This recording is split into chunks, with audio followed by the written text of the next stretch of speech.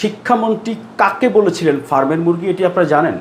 এটি আপনারা জানেন না, অনেকেই না জেনেই আসলে হুজুকে তাল দিচ্ছি। এই যে অবস্থা খারাপ, যেমন ইংলিশ সেকেন্ড পেপার পরীক্ষার দিন বৃষ্টিতে ভিজছে, তেমনি আইসিটি পরীক্ষার দিনও পরীক্ষা শেষে প্রচুর বৃষ্টি ছিল।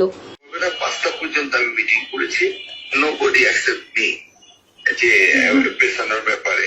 সিটি কলেজের একটি শিক্ষার্থী, একটি মেয়ে ফোন করেছিল যে বৃষ্টির মধ্যে স্যার পরীক্ষা কেন হবে, কী জন্য হচ্ছে, এই ব্যাপারে তার অভিযোগ বা তার আবেদনগুলো জানাচ্ছিল। শিক্ষামন্ত্রী ফোন ধরেছেন, রিসিভ করেছেন। ওই শিক্ষার্থীকে মন্ত্রী বলছিলেন যে মন্ত্রী নিজেই পরীক্ষা স্থগিত করার জন্য বৃষ্টির মধ্যে যাতে পরীক্ষা নেওয়া না হয়, এই জন্য মন্ত্রী নিজে তার মন্ত্রণালয়ের কর্মকর্তা সংশ্লিষ্টদের সঙ্গে দিনভর বৈঠক করেছেন, বিকাল 5:30 পর্যন্ত বৈঠক করেছেন পরীক্ষা স্থগিত করার জন্য শিক্ষার্থীদের পক্ষে।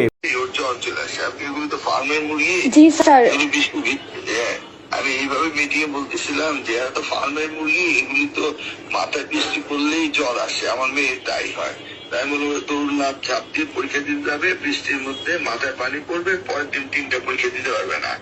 তারপরে আবার ওয়েদার ব্রডকাস্টিং সেন্টারের দিদিকে কল করলো, তারা মেট্রোলজিস্টরা বললো যে কালকে বৃষ্টি হবে না, আজকে রাতেই শেষ।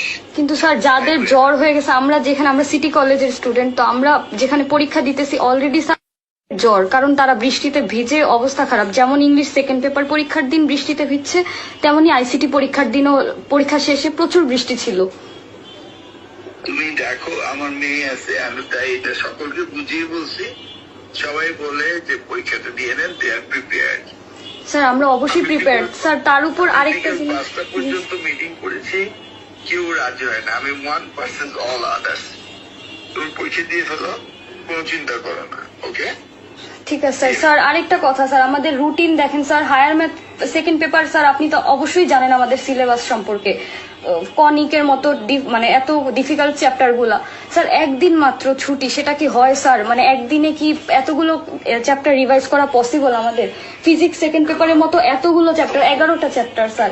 তোমাকে আমি বলি, আমি তোমাদের স্টেক হোল্ডারদের সাথে কথা বলে রুটিন দিয়ে আমি কয়েকবার প্রেস কনফারেন্সে বলেছি, যদি এই রুটিন অ্যাকসেপ্টেবল না হয় আমি চেঞ্জ করবো, কিন্তু কেউ রেসিপ্রোকাল রেসপন্স করেনি।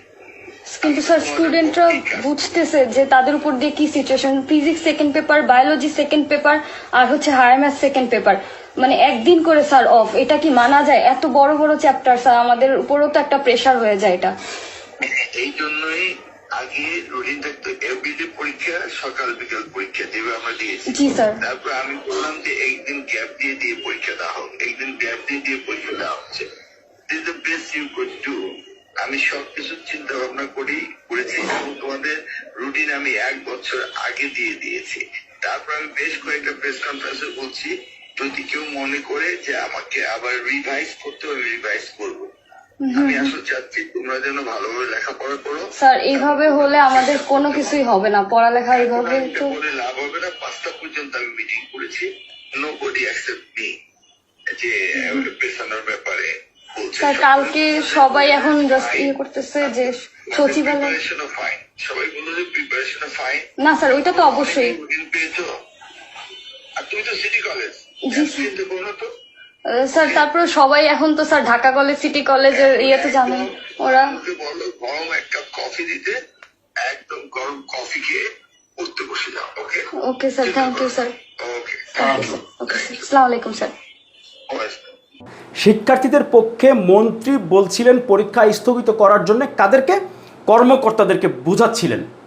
সেইটা শেয়ার করছিলেন ওই সিটি কলেজের যেই মেয়ে মন্ত্রীকে ফোন করেছিলেন, তাকে বোঝানোর জন্য বলছিলেন।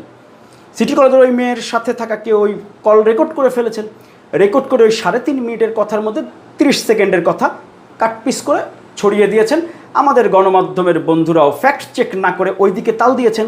এখন 20টা গণমাধ্যম যদি একই সংবাদ করে, তখন তো ধরেন মাননীয় প্রধানমন্ত্রীও মনে করবে এটাই তো সঠিক, তাহলে মন্ত্রীর ধমক দেওয়া উচিত, বা অন্যরাও মনে করবে এটা তো সঠিক। বিএনপির অনেকেই দেখছি যে মন্ত্রীর সমালোচনা করছেন, সমালোচনা করেন, কিন্তু এই যে আসল তথ্যটুকু জানানোর দায়িত্ব কার, জানার দায়িত্ব কার?